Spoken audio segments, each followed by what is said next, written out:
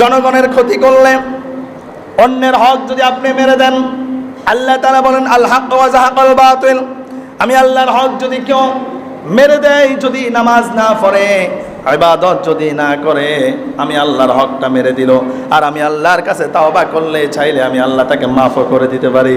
কিন্তু হকুল ইবাদা, আল্লাহর যেটা বান্দার হক, ওই বান্দার হক আমি ততক্ষণ পর্যন্ত ক্ষমা করব না যতক্ষণ পর্যন্ত সেই বান্দা তাকে মাফ না করবে। আওয়াজ করে বলুন ঠিক না বেঠিক?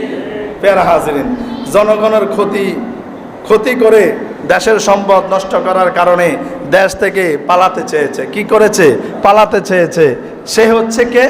সাদা মাথা, চুল ভরা মাথা, সাদা মুখ ভরা দাড়ি, এই চুলটাকে কালো করে আর দাড়িটাকে ছেটে ফেলে দিয়ে জনগণের হাত থেকে, বাংলার জমিন থেকে বাঁচতে চেয়েছে, পালাতে চেয়েছে। কিন্তু আল্লাহ তাআলা তাকে পালাতে দেয় নাই, আল্লাহ তাআলা তাকে ধরিয়ে দিয়েছেন। এটাই হচ্ছে জালেমদের অনেক বড় শাস্তি। জোরে বলুন ঠিক না বেটি? তার নাম কি? সালমান এফ রহমান উরফে বন্ড দরবেশ বাবা। জোরে বলুন নাউজুবিল্লাহ। তাকে সে ধরা খাওয়ার কারণে বাংলাদেশের অনেক বেশি কি হয়েছে? উপকার হয়েছে।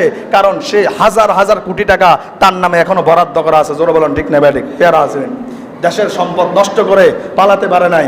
আর এই জন্য আল্লাহ তাআলা বলছেন ওমা আলিজ জালিমিন মিন আনসার, আমি জালেমদেরকে সাহায্য করি না। কি করি না? আলা লানাতুল্লাহি আলা জালিমিন, জালেমদের উপরে প্রত্যেকটা সময় আমি আল্লাহর পক্ষ থেকে লানত থাকে। কি থাকে? লানত থাকে। ফের হাজিরিন, এখন আপনারাও কি মানুষের সম্পদ নষ্ট করবেন? আপনারা কি অন্যের হক নষ্ট করবেন? যদি অন্যের হক নষ্ট করেন তাহলে আপনিও জালেমের অন্তর্ভুক্ত। আওয়াজ করে বলুন ঠিক না বেঠিক? দেখেন 30,000 আইনজীবী, কত হাজার আইনজীবী? 30,000 আইনজীবী। আফসোসের বিষয়, একটা আইনজীবী তার পক্ষ নেয় নাই। কথা বলে না? কোথায় তোমার ক্ষমতা আজকে? একটা আইনজীবী পক্ষ নেয় নাই, এটাই তার জন্য অন্যতম শাস্তি। আওয়াজ করে বলুন ঠিক না বেঠিক? ফেরা হাজিরিন, এখান থেকে আমাদেরকে শিক্ষা নিতে হবে। এজন্য আল্লাহ তাআলা বলছেন তা'মুরুনা বিল মা'রুফি ওয়া তানহাউনা আনিল মুনকার ওয়া তু'মিনুনা বিল্লাহ।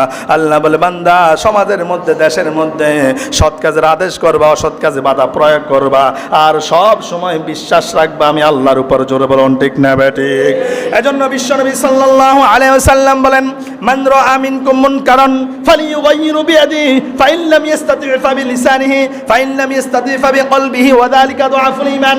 রাসূল আকরাম সাল্লাল্লাহু আলাইহি ওয়াসাল্লাম বলে, যখন তুমি দেখবা সমাজের মধ্যে, পরিবারের মধ্যে, দেশের মধ্যে কোনো অশ্লীল কর্মকাজ হচ্ছে, কোনো শরীয়ত বিরোধী কর্মকাজ হচ্ছে, কোনো ফাহিশা কাজ হচ্ছে, অসৎ কাজ হচ্ছে, সেখানেই তুমি বাধা প্রয়োগ করবা। আর আল্লাহ রাসূল বললেন মান রাআ মিনকুম মুনকারান ফালিয়ুগাইয়িরু বিয়াদিহি, সর্বপ্রথম যেইভাবে বাধা দিবা সেটা কোনো মুখের বাধা নয়, সেটা দড়িয়ে মাইর দিতে হবে। জোরে বলুন ঠিক না বেঠিক?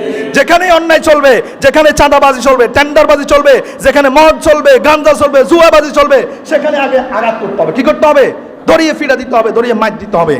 আর যদি তুমি মনে করো যারা অন্যায় করতেছে তাদের চাইতে তুমি শক্তিশালী না, তোমার ক্ষতি হতে পারে, তোমার উপরে বিপদ আসতে পারে, তাহলে ফাইন লাম ইস্তাতি ফাবিলিসানিহি, মুখের জবানের দ্বারা কি করো? বাধা প্রয়োগ করো।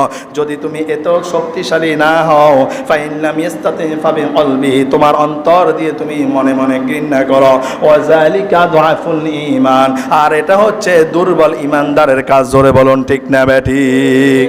এতদিন পর্যন্ত তো আমরা এটাই করে আসছি, মনে মনে ঘৃণা করছি। কথা বলে না?